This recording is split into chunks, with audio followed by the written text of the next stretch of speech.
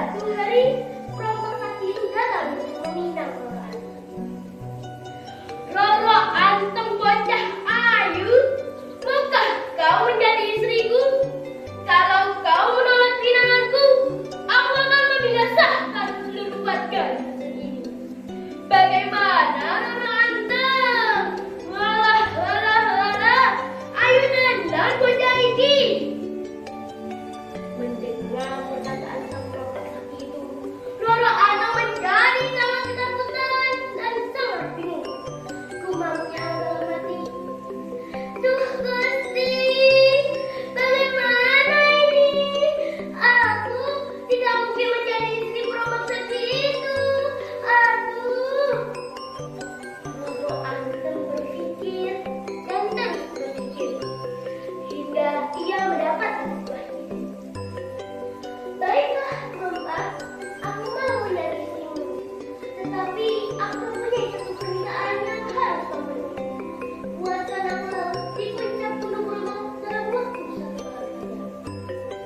Mendengar perkataan Roro Anteng, perompak sakti itu malah tertawa terbahak-bahak.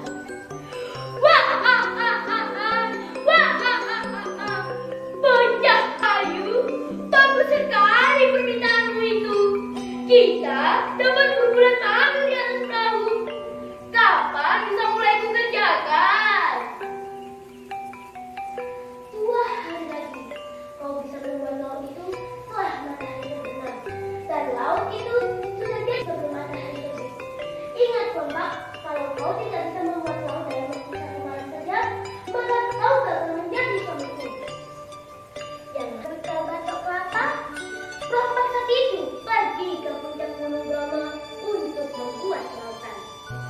Sebelum memulai pekerjaannya, perompak sakti itu memohon kekuatan kepada sang kuasa kegelapan. "Wahai kau sang kuasa kegelapan, ubahlah diriku dan batok lama ini menjadi raksasa, supaya aku bisa membuat laut dalam waktu 1 malam saja." Tiba-tiba, tubuh perompak sakti itu berubah menjadi raksasa. Begitu juga dengan batok kelapa yang dipegangnya.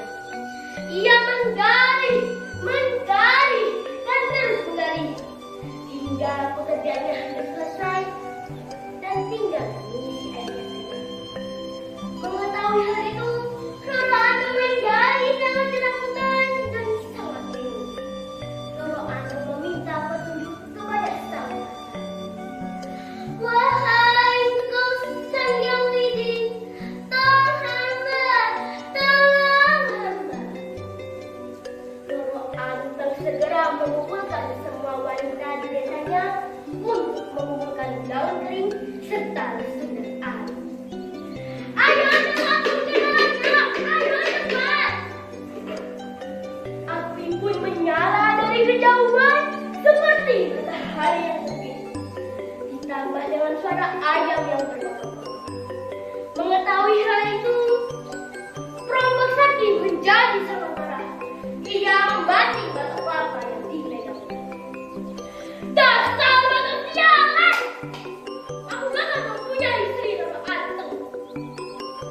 Perompak sakti itu meninggalkan lautan yang belum jadi. Tiba-tiba sejarah ajaib, piar! Batok kelapa yang dilemparkan perompak sakti itu berubah menjadi